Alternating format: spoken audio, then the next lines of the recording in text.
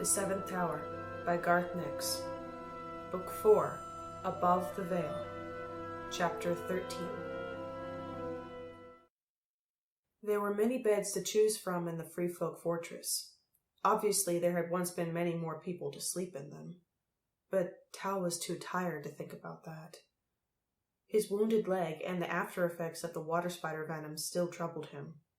He was able to stay awake only long enough to complain about the Free Folk's primitive toilet and washing facilities, a stinking privy in cold water, before collapsing gratefully into a bed that was superior to most of the places he'd slept in the last few weeks. When he awoke, 10 hours later, according to his sunstone, Mila was gone, with Adras. Adras was also missing. Tal woke feeling strangely stretched, with a splitting headache. It took him a little while to realize that this was due to his spirit shadow's absence. Adras returned only a few minutes later, drifting dejectedly into the central courtyard around the well.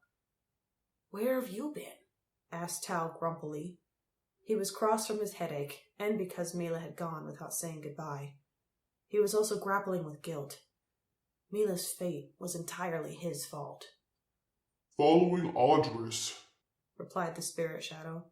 "But I had to come back because of this stupid connection between us. Ow!"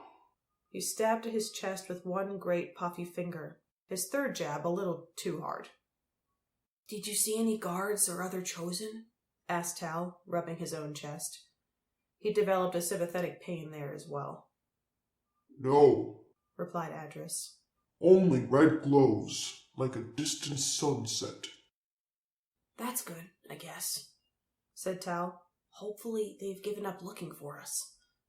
"Perhaps they have," said Jarnil. He came over to the well and used his good hand to scoop up a handful of water to splash upon his face. "The day of ascension dawns just hours away, and all chosen will be preparing for the journey to Aenir." "Hours away?" asked Tal. He'd lost track of the days since his initial fall from the castle. Time also flowed differently in Aenir. He looked at his sunstone. It was the second hour of the morning, still the middle of the night, at least above the veil. "That's great. It'll be so much easier to get to the Red Tower." "Don't forget that the spirit shadows remain behind," warned Jarnil. "Once I would have said they will stay close to their masters' bodies, but now I am not sure."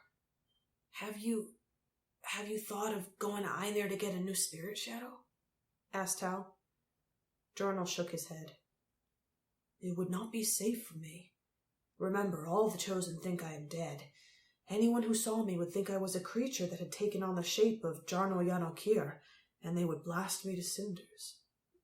Besides, I am not sure I could bind a spirit shadow now." Tal nodded. Adras nodded too. "Crow and Ebbet are preparing clothes and equipment for you," Jarnil continued. "Crow has decided that it is best if only the two of you attempt the tower." "What about me?" asked Adras. "And you, of course, Master Storm Shepherd," said Jarnil. "I should have said 3. "Master Storm Shepherd, I like that," boomed Adras. "You should call me that, Tal." Tal sighed. He was missing Mila and Adras already, though he didn't want to admit it. "I'd better go and get ready," said Tal. "Where are they?" Jarnil pointed, but before Tal could walk away, he gripped the boy by the sleeve and leaned in close to him. "I know only what Ebbet has told me of the Ice Carls, and that he gained from you," he whispered. "Are they as strong and warlike as Ebbet says? You see, I am not sure we have done the right thing in letting Mila take any news to them." "They are warlike," Tal answered, his voice low. He bit his lip a little before continuing. "But they are also honorable. They helped me return to the castle. Mila has saved my life several times." "I know. It is hard to think of someone who has saved your life as an enemy," Jarnil observed. "But what do you think the Ice Carls will do when they hear of a way into the castle? Ebbet tells me Mila came here for a sunstone, that they are rare in the world beyond. I understand that there are many different bands or tribes. What if one of them sees us as a storehouse of riches to be plundered? Would they risk attacking us, even knowing of our superior magic? I don't know, Tal replied slowly. They might. We must be careful, Tal, Jarnil muttered. These ice carls are outsiders. While I am keen to raise up suitable underfolk, they are at least castle dwellers. I want you to promise that if the right opportunity comes along, you will warn the Empress, or some safe chosen, about the possible danger from ice carls raiding the castle. I'll think about it, said Tal. It was hard not to promise. He still reacted to Jarnil as if he were a lector, and Tal a small boy. He felt like he should be bowing and giving light and respect from his sunstone. Do so, instructed Jarnil. He let Tal go and stalked away, his bad arm fluttering at his side. Forget you heard that, Tal instructed Adras as they went over to the cottage Jarnil had indicated. Forget what? Asked Adras. Forget it. Tal shook his head. What? Asked Adras.